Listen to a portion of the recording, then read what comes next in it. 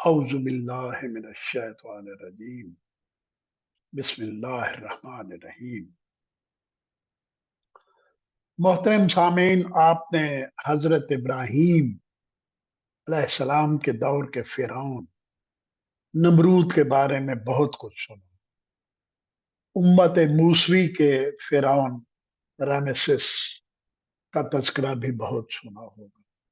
حضرت نوح کی قوم کا فرعون توبال، حضرت داؤد کا فرعون جالوت، حضرت عیسیٰ علیہ السلام کے دور کا فرعون ہیرود اینٹیپس، جس کے حکم سے آپ پر جیلی مقدمہ چلا کر آپ کو صلیب پر چڑھایا گیا۔ دراصل اللہ تعالیٰ کے اکثر نبیوں کو اپنے اپنے عہد میں بڑے بڑے فرائین کا سامنا کرنا پڑا۔ اس طرح حضرت زکریا، حضرت یحییٰ، حضرت نوح، حضرت صالح، حضرت ہود، الغرض تمام انبیاء کو اپنے عہد کے فرائین کا سامنا کرنا پڑا۔ حتیٰ کہ ہندوؤں کے مذہب میں ان کے اوتار رام کا مقابلہ فرعون راون سے ہوا، اور بدھ مت میں مہاتما بدھ کا سابقہ فرعون مارا سے پڑا۔ نبی کریم صلی اللہ علیہ وسلم نے فرمایا تھا کہ امت مسلمہ کا فرعون ابو جہل ہے۔ ابو جہل اسلام کا سب سے بڑا دشمن تھا۔ اسے حضور نے فرعون حاضح الامت، یعنی اس امت کا فرعون کہہ کر پکارا تھا۔ اس نے اسلام کو مٹانے کے لیے ایڑی چوٹی کا زور لگایا، مگر اللہ اور اس کے رسول کے مقابلے میں اس کی تمام چالیں ناکام ہو گئیں۔ میری آج کی گفتگو کا موضوع امت مسلمہ کے فرعون یعنی ابو جہل کے عبرتناک انجام کے حوالے سے ہے۔ ابو جہل کا اصل نام عمر بن ہشام تھا۔ یہ عمر وہ ہے جس کو ہم عام طور پر اردو میں عمرو پڑھتے ہیں۔ تو روا روی میں اگر کبھی اس ابو جہل کا نام میں عمر کی بجائے عمرو پڑھ جاؤں تو اس کے لیے میں پیش کی معذرت خواہ ہوں، کیونکہ ہماری کوئی عادت بن چکی ہے، ہم عمر کو عمرو پڑھتے ہیں۔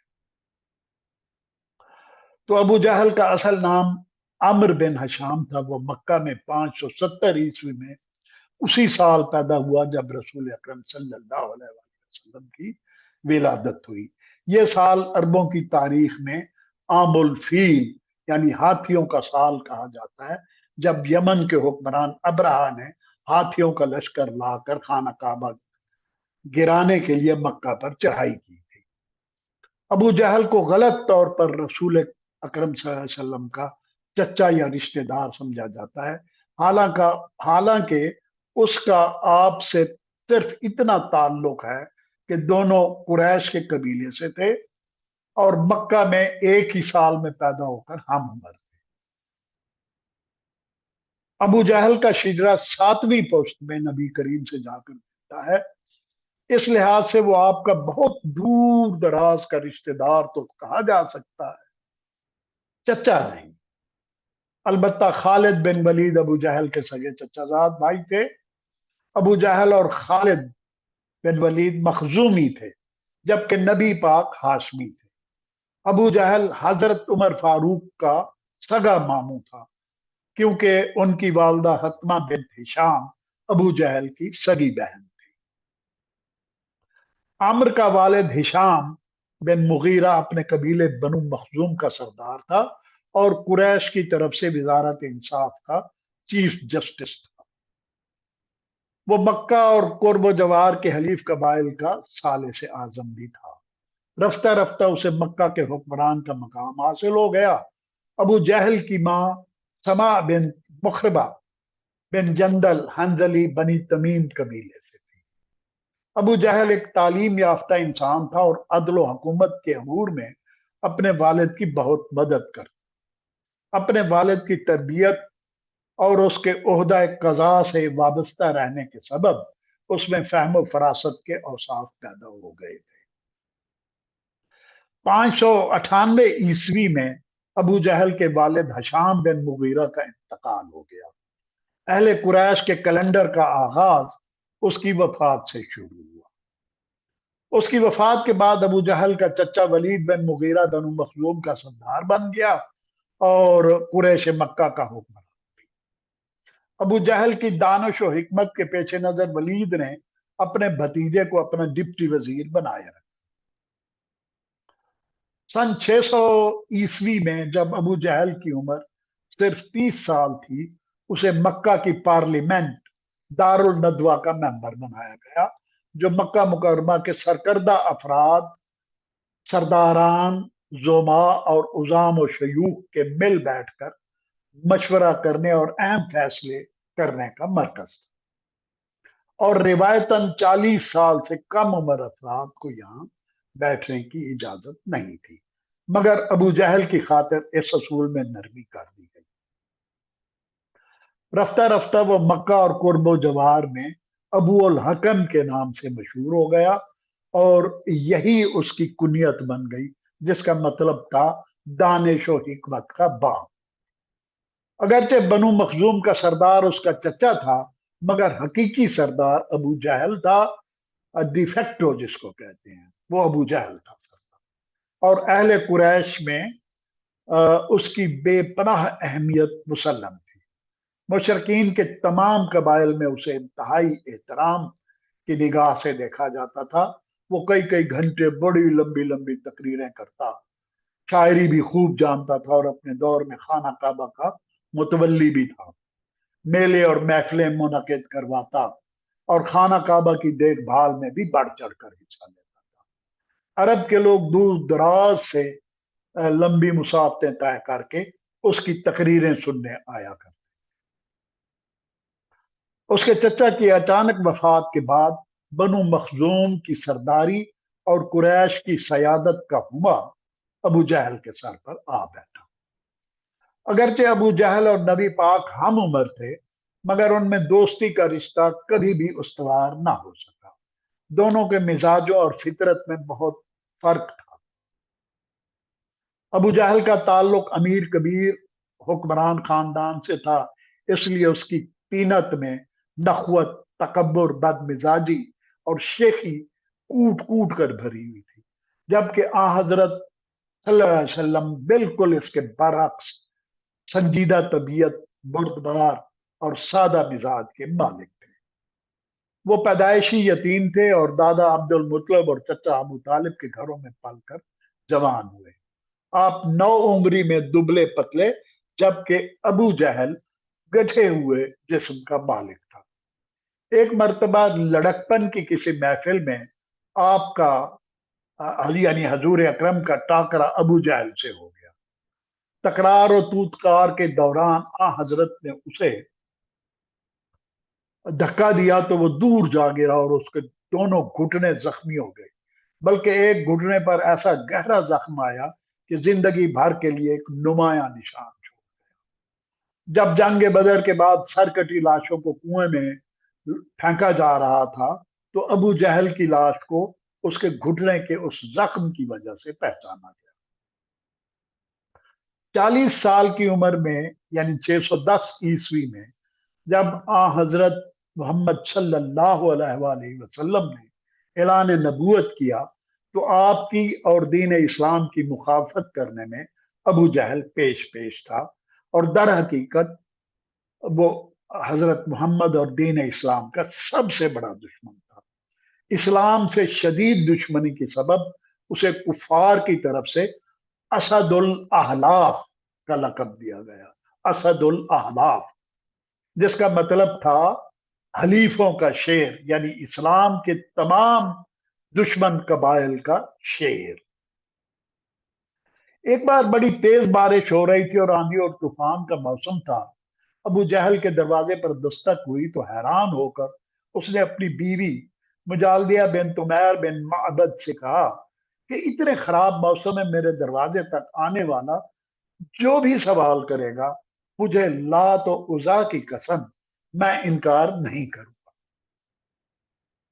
جب دروازے پر پہنچا تو دیکھا کہ رسول اللہ صلی اللہ علیہ وسلم دین اسلام کی دعوت اور سچائی کا پیغام لے کر آئے کھڑے ہیں۔ दोनों हम उम्र और बचपन के साथ साथ पल कर बड़े हुए थे, मगर अबू जहल ने आपकी बात सुनने से ही इनकार कर दिया और अपने कानों में उंगलियां ठूस ली। जब बीवी ने उसे एहसास दिलाया कि उसने तो अभी लात और अज़ा की कसम खाई थी कि वो किसी को खाली हाथ नहीं भेजेगा जो इस वक्त आया है, तो उसके जवाब में भी उसने कहा कि मैं मोहम्मद को कैसे खुद से बरतर मानूं, जबकि वो किसी भी चीज में मुझसे बढ़कर नहीं है, ना खानदान में, ना दौलत व हशमत में, ना औलाद में, ना इज्जत व वकार में। उसकी इस डिठाई और मुसलसल दुश्मनी के सबब आ हजरत ने उसे अबू जहल का लकब अता फरमाया, जिसके बाद लोग उसे अबू अल हकम यानी दानाई के बाप की बजाय अबू जहल यानी जहालत के बाप के नाम से पुकारने लगे। और वो नाम ऐसा मशहूर हुआ कि आज 1500 साल गुजरने पर भी किसी को अमर बिन हिशाम का असल नाम मालूम नहीं। सब उसे अबू जहल के नाम से जानते हैं, और नाम भी ऐसा कि अगर दुनिया के किसी दूसरे शख्स को इस नाम से पुकारा जाए तो वो मरने मारने पर तुल जाएगा। एक शख्स कबीला इराज से अपने 2 ऊंट फरोख्त करने के लिए मक्का आया। अबू जहल ने उसके ऊंट खरीद लिए, लेकिन कीमत अदा करने में पसोपेश से काम लिया और अदायगी आज कल पर टालता है। वो जो इराशी आया था वो मक्का मुकरमा में अजनबी था। फिर अबू जहल से साहब का, जो कि मक्का के इस शहर का नामी गरामी और मुंह जोर इंसान, सभी लोग उससे डरते थे। इराशी बेचारा सबके पास गया, किसी ने भी उसकी बात न सुनी न उसका साथ दिया। एक दिन वो खाना काबा के सहन में मौजूद कुरैश से अपनी परेशानी बयान कर रहा था और उनसे मदद की दरखास्त कर रहा था। उस वक्त रसूल अल्लाह सल्लल्लाहु अलैहि वसल्लम वहीं एक गोशे में तशरीफ फरमा थे। लोगों ने उससे कहा कि वो देखो, उस कोने में जो साहब बैठे हैं ना, तुम उनके पास जाओ और उन्हें अपनी दास्तान सुनाओ, यकीन है वो तुम्हारी मदद जरूर करेंगे। इन कुफार ने यह बात अजराह मजाक कही, क्योंकि सबको यकीन था कि आप अबू जहल का नाम सुनकर इस मामले से दूर रहने की कोशिश करेंगे और मुसाफिर की मदद नहीं करेंगे, और अगर आप किसी तरह उसके साथ चले भी गए तो अबू जहल आपकी बात नहीं मानेगा। लेकिन कुफार मक्का उस वक्त हैरान परेशान रह गए जब उन्होंने देखा कि रसूल अकरम उठकर उस अजनबी के साथ अबू जहल के मकान की तरफ चल पड़े, जो कोहे मरवा की ढलान पर वाक़ था।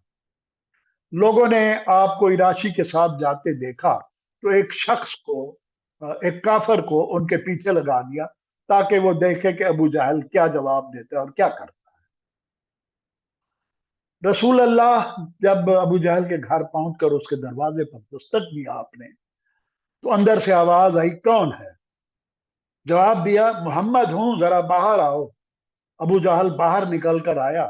जिस वक्त उसने रसूल अल्लाह सल्लल्लाहु अलैहि वसल्लम को इराची के साथ खड़े हुए देखा तो उसका रंग फाक हो गया और चेहरे पर हवायां उड़ने लगी। आपने फरमाया, इस शख्स को इसके ऊंट की कीमत अदा करो, अभी और इसी वक्त। अबू जहल के जिस्म में काटो तो लहू नहीं था, लरसते हुए बोला, आप यहीं ठहरे, मैं आपके पैसे लेकर आता हूं। वो उसी लम्हे अंदर गया और पैसे लाकर उस इराशी को दे दिया। इराशी खुश हो गया और रसूल अल्लाह सल्लल्लाहु अलैहि वसल्लम वापस तशरीफ ले गए। जो शख्स अबू जहल के तेवर देखने के लिए पीछे पीछे आया था, उसने वापस जाकर अहले मजलिस यानी कुफार को सारा हाल अहवाल और अबू जहल का कांपते हुए कीमत अदा करने के बारे में बताया। कुफार को यकीन ही नहीं आ रहा था कि ऐसा भी हो सकता है। अबू जहल जैसा सरफिरा जिद्दी, हट धर्म, मगरूर और मुतकब्बिर, सबसे बढ़कर अल्लाह और रसूल का दुश्मन, इस कदर बेबस भी नजर आ सकता है। इस सिलसिले में खुद अबू जहल से पूछा गया तो उसका जवाब यह था कि वल्लाह, मोहम्मद ने मेरा दरवाजा खटखटाया, मैंने उनकी आवाज सुनी, आवाज सुनते ही मुझ पर हैबत तारी हो गई कि मोहम्मद और मेरे दरवाजे पर। बाहर निकलकर देखा तो उनके सर के पीछे سے ایک وحشتناک اونٹ جھانک رہا تھا۔ نہ میں نے کبھی اس کے سر جیسا سر، نہ ہی اس کی گردن جیسی گردن دیکھی تھی، اور نہ اس اونٹ کے دانتوں جیسے دانت دیکھے تھے۔ مجھے یقین ہو گیا کہ اگر میں نے اراشی کے پیسے نہ دیے اور اب ذرا بھی پسو پیش سے کام لیا تو وہ اونٹ مجھے زندہ نکل دے۔ نجران کے عیسائیوں کا ایک 20 رکنی وفد ایک مرتبہ رسول اللہ کی خدمت میں حاضر ہوا۔ آپ اس وقت مسجد حرام میں تشریف فرما تھے۔ آنے والوں نے آپ سے ملاقات کی، کچھ سوالات کیے، آپ نے جواب مرحمت فرمائے۔ کفار و مشرکین کی بڑی تعداد وہاں موجود، وہ لوگ یہ سارا منظر دیکھ رہے۔ سوال و جواب کا سلسلہ ختم ہوا تو رسول اکرم نے ان کو، نجران سے آنے والوں کو، اسلام کی دعوت دی اور ان کے سامنے قرآن پاک کی تلاوت فرمائی۔ تلاوت سنتے ہی ان کی آنکھوں سے اشک رواں ہو گئے۔ انہوں نے اسی وقت آپ کی دعوت پر لبیک کہا اور کلمہ پڑھ کر مسلمان ہوئے۔ جب یہ لوگ رسول اللہ کے پاس سے اٹھ کر جانے لگے تو ابو جہل ان کا راستہ روک کر کھڑا ہو گیا اور ان سے کہنے لگا، خدا تمہیں ناکام و نامراد کرے، تمہاری قوم کے لوگوں نے تمہیں یہاں اس لیے بھیجا تھا کہ تم اس شخص کے متعلق معلومات کرو، تحقیق کرو، پھر جا کر انہیں بتاؤ۔ ابھی تم ٹھیک سے بیٹھے بھی نہیں تھے کہ تم نے اپنا دین چھوڑ دیا اور اس کی تصدیق کر بیٹھے۔ مجھے تو تم سے زیادہ احمق اور جاہل کوئی نظر ہی نہیں آتا۔ وفد کے لوگوں نے کہا، تم ہمیں ہمارے حال پر چھوڑ، ہم نے وہ کام کیا جو ہمیں کرنا چاہیے تھا اور تم اپنے کام سے کام رکھو۔ یہ ٹکا سا جواب سن کر ابو جہل اور اس کے ساتھی اپنا سا منہ لے کر رہ گئے۔ الرحیق المختوم سیرت کی ایک زبردست کتاب ہے۔ اس کے صفحہ 146 پر حضرت انس سے روایت ہے کہ نبی کریم نے دعا فرمائی، یا اللہ، عمر بن خطاب یا عمر بن ہشام میں سے تیرے نزدیک جو زیادہ محبوب ہے اس کے ذریعے سے اسلام کو قوت عطا فرما۔ اللہ پاک نے یہ دعا قبول فرمائی اور حضرت عمر 616 میں مسلمان ہو گئے۔ الرحیق المختوم کے ہی صفحہ 144 پر ایک واقعہ مذکور ہے کہ ایک دن ابو جہل کوہ صفا پر حضرت محمد کے پاس سے گزرا تو بلا سبب آپ کو گالیاں دینے اور برا بھلا کہنے لگا۔ آپ خاموش رہے اور کسی رد عمل کا اظہار نہ کیا، جس نے اسے مزید سیخ پا کر دیا اور اس نے ایک پتھر اٹھا کے آپ کے سر پر دے مارا، جس سے خون بہنے لگا۔ پھر وہ خانہ کعبہ کے پاس قریشیوں کی ایک محفل میں جا کر بیٹھا اور اپنی حرکت پر شیخی مارنے لگا۔ عبداللہ بن جدعان کی ایک لونڈی کوہ صفا پر واقع اپنے مکان سے یہ سارا واقعہ دیکھ رہی تھی۔ اسی شام جب آپ کے محبوب چچا حضرت حمزہ، جو کہ ایک انتہائی بہادر، جری اور طاقتور انسان تھے، شکار سے واپس آئے تو اس لونڈی نے یہ سارا ماجرا ان کو بتایا۔ نبی پاک صلی اللہ علیہ وسلم کے سر مبارک کے زخمی ہونے کی خبر نے آپ یعنی حضرت حمزہ رضی اللہ تعالیٰ عنہ کو چراغ پا کر دیا اور آپ ابو جہل کو ڈھونڈنے نکلے۔ وہ اس وقت خانہ کعبہ میں موجود تھا۔ حضرت حمزہ نے اپنی کمان اس زور سے اس کے سر پر ماری کہ اس کا سر پھٹ گیا اور وہ لہو لہان ہو گیا۔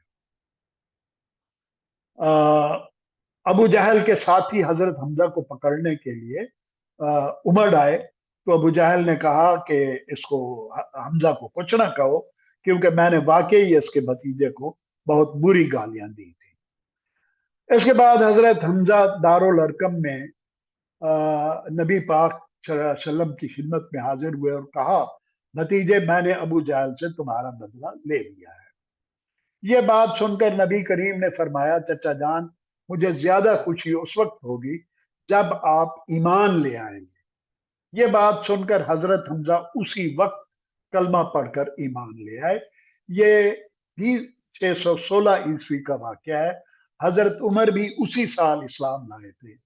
ان دونوں کے اسلام لانے سے رسول کریم کی دعوت کو زبردست تقویت حاصل ہوئی اور اس کے بعد مسلمان کھلم کھلا خانہ کعبہ میں عبادت کرنے لگے۔ جب نوبت یہاں تک آئی تو ایک دن ابو جہل نے اپنے ہم خیال قریشیوں سے مخاطب ہو کر کہا، محمد ہمارے دین میں عیب نکالتا ہے، ہمارے آباء و اجداد اور معبودوں کی توہین کرتا ہے، اس لیے میں عہد کرتا ہوں کہ کل ایک بھاری پتھر لے کر بیٹھوں گا اور جب محمد سجدہ کرے گا تو اس پتھر سے اس کا سر کچل دوں گا۔ جب صبح ہوئی تو وہ ایسا ہی پتھر ڈھونڈ لایا اور انتظار میں بیٹھ گیا۔ رسول اللہ حسب عادت آئے اور نماز میں مشغول ہو گئے۔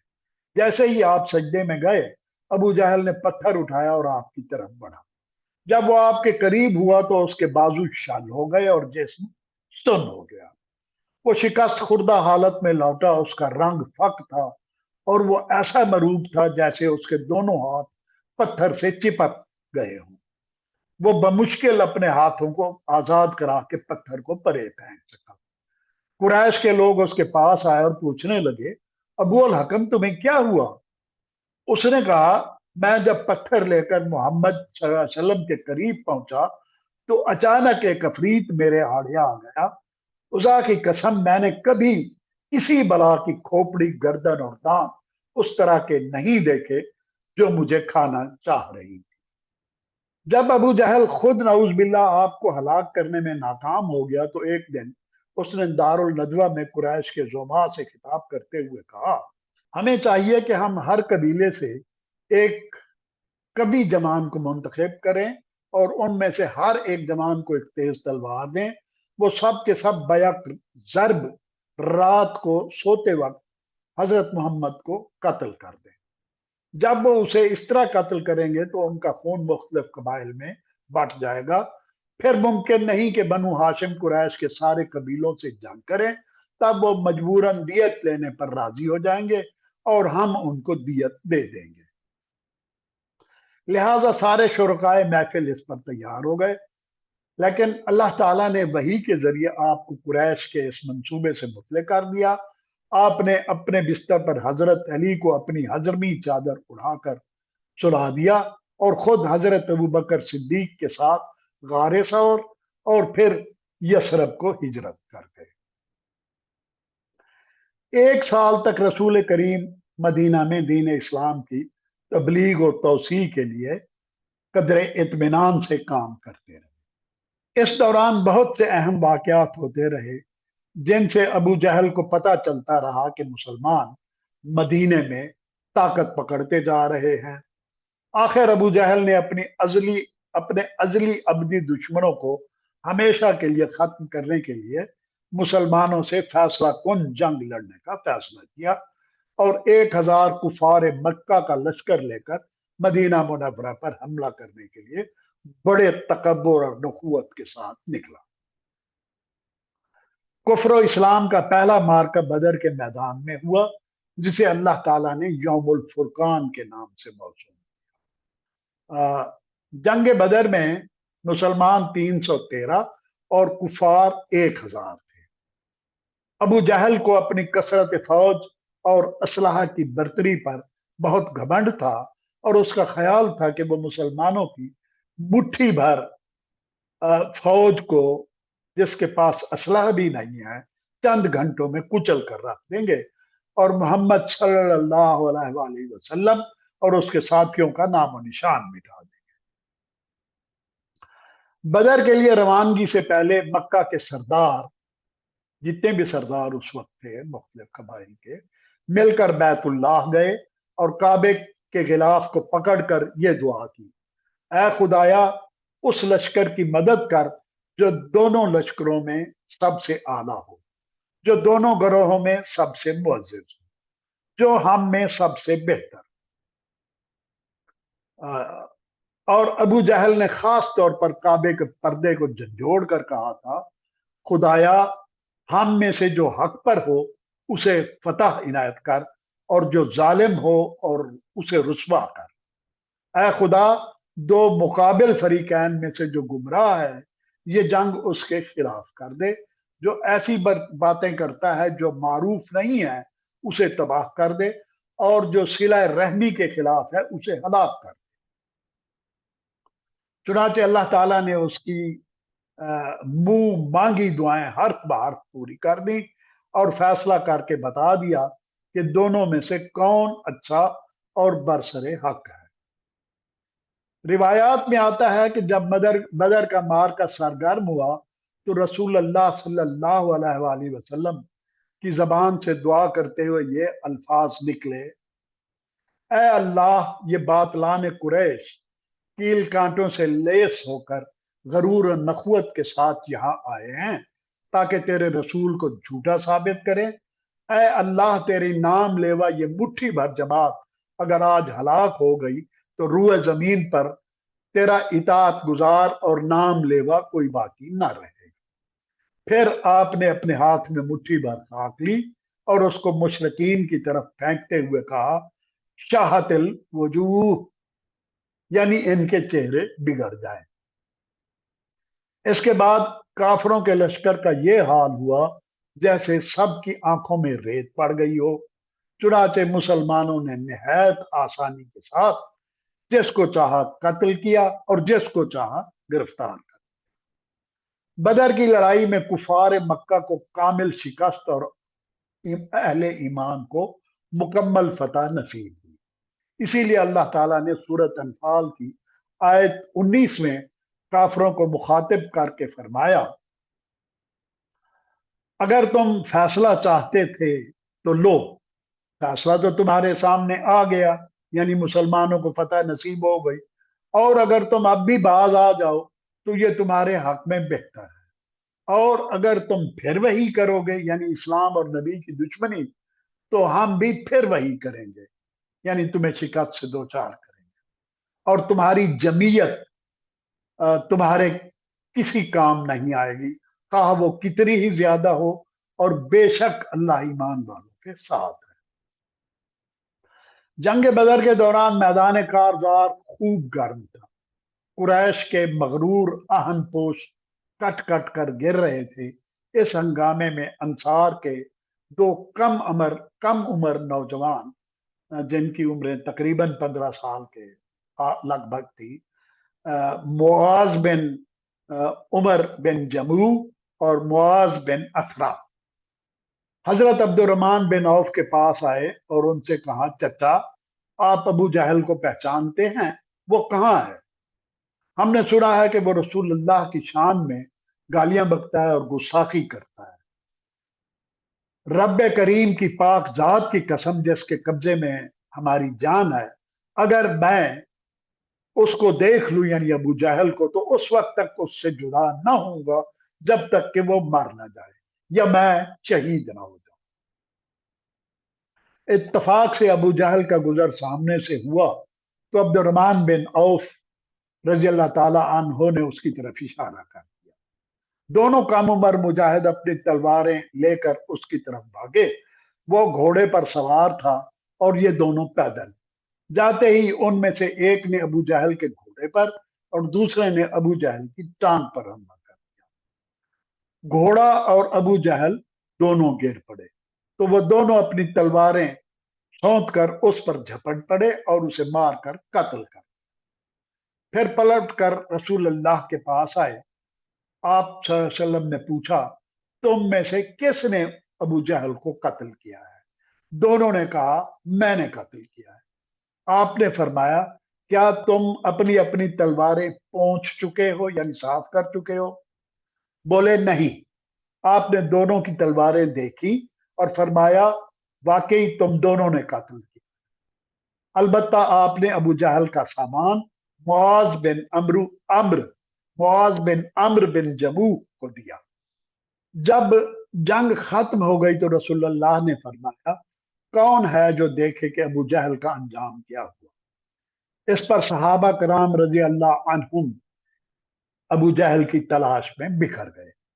حضرت عبداللہ بن مسعود نے اسے اس حالت میں پایا کہ جسم ٹھنڈا ہو رہا تھا مگر سانس ابھی آ جا رہی تھی۔ انہوں نے اس کی گردن پر پاؤں رکھا اور فرمایا: او اللہ کے دشمن، آخر آج اللہ نے تجھے رسوا کر دیا نا۔ उसने कहा जिसको तुम लोगों ने कातिल किया है वो कोई आम आदमी नहीं, उससे बड़ा भी कोई आदमी है। फिर बोला काश मुझे काश्तकारों यानी चरवाहों के बच्चों की बजाय किसी शरीफ ने कत्ल किया होता। इसके बाद कहने लगा मुझे बताओ आज फतह किसकी हुई। हजरत अब्दुल्ला बिन मसूद ने फरमाया अल्लाह और उसके रसूल की। इसके बाद उसकी गर्दन पर पांव का दबाव डाल के कहा अब मैं तेरी गर्दन काट कर रसूल अल्लाह को तोहफे में पेश करूंगा।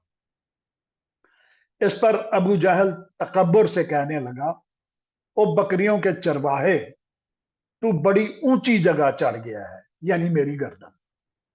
नीचे उतरकर मेरा सर गर्दन से इस तरह काटना कि यह सर लंबा लगे और किसी सरदार का सर लगे। अल्लाह रे अल्लाह। फैज अहमद फैज का एक शेर याद आ रहा, जो रुके तो कोहे गरां थे हम, जो चले तो जहां से गुजर गए, रहे यार हमने कदम कदम तुझे यादगार बना दिया। करो कद जबी पे सरे कफन, मेरे कातलों को गुमान हो कि गरूर इश्क का बांकपन पसे मर्ग हमने भुला दिया।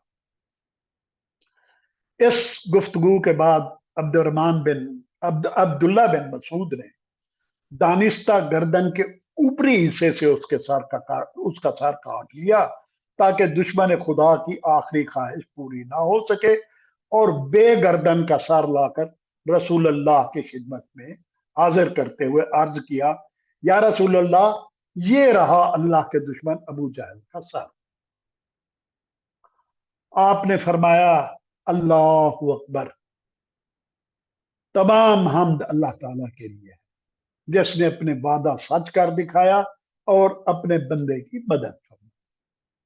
फिर आपने सहाबा कराम की जानिब मतलाशी निगाहों से देखते हुए फरमाया अम्मार कहाँ है, उसे बुलाओ। हजरत अम्मार बिन यासिर खिदमत अकदस में हाजिर हुए तो अल्लाह के नबी ने फरमाया अय अम्मार, ये है तुम्हारी मां का कातिल जिसे अल्लाह ने कत्ल कर दिया।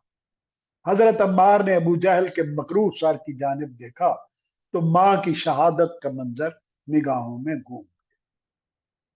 फिर नबी करीम ने फरमाया चलो मुझे उसकी लाश दिखाओ। हम यानी सहाबा आपको लेकर साथ गए और जाकर अबू जहल की लाश दिखाई। आपने फरमाया ये इस उम्मत का फिरौन था जिसे अल्लाह ने जलील किया। अबू जहल 17 रमजान 2 हिजरी बामुताबिक 13 बार 624 को मकतूल हुआ।